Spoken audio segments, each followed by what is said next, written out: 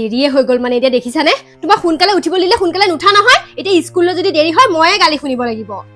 মা তুমি মোক সব সময়তে শাসন কৰি থাকা নিজৰ মৰ্জিৰে মোক একো এটা কাম কৰিব নিদিয়া চাবা মই যেতিয়া ডাঙৰ হৈ যাম ন তেতিয়া সব কাম মই মোৰ নিজৰ মতে কৰিম তেতিয়া মোৰ লাইফটো চাবা দেউতাৰ নিচিনা বিন্দাছ হৈ যাব মোৰ যি মন যায় মই তাকেই কৰিব পাৰিম তাৰ মানে ডাঙৰ হৈ গ'লে সব ভাল নেকি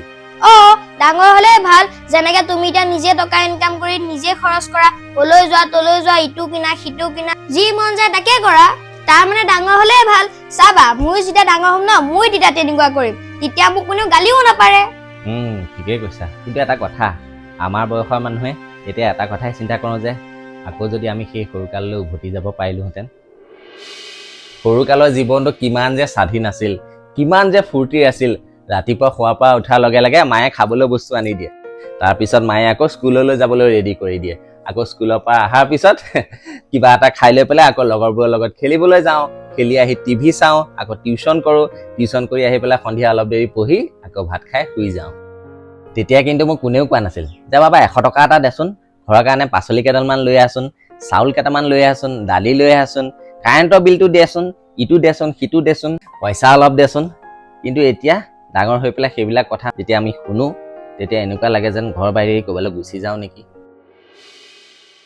কিন্তু ঘৰখনটো মোৰে সংসাৰখনো মোৰে এই সংসাৰখন যদি ময়ে নচলাওঁ তেতিয়াহ'লে কোনে চলাব আৰু এইবোৰ কথা ভাবিয়ে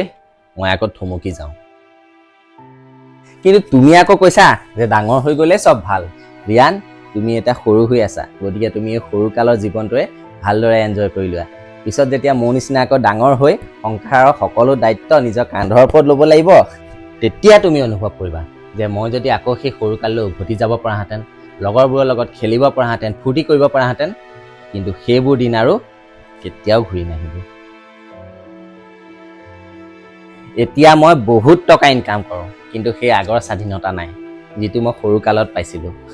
যেতিয়া মই দেউতাক পইচা বিচাৰিলে দেউতাই মোক 5 টকা দিছিলে আৰু সেই 5 টকাটোৰে মই কিমান যে কি বস্তু কিনিছিলোঁ কিমান যে বস্তু খাইছিলোঁ কিন্তু সেইবোৰ দিন আৰু অতীত হ'ল সেইবোৰ দিন আৰু ক'তনো ঘূৰি আহিব আৰু সেইখিনি কথা মই যদি তোমাক এতিয়া কওঁ তুমি কিন্তু বুজি নাপাবা বাৰু এতিয়া তুমি কোৱাচোন যে সৰুকালটো ভাল নে ডাঙৰ হ'লেই ভাল ৰিয়ান তুমি এতিয়া কি বুলি ভাবা সৰুকালৰ জীৱনটো শান্তিৰ নে দেউতাৰ নিচিনাকৈ ডাঙৰ হোৱাৰ পিছৰ জীৱনটো শান্তিৰ মা দেউতা মই এতিয়াহে ৰিয়েলাইজ কৰিছো যে সৰুকালৰ দিনবোৰহে বহুত ভাল মই সদায় সৰুৱে হৈ থাকিব বিচাৰো হয় নেকি ব'লা এতিয়া স্কুললৈ দেৰি হৈছে নহয়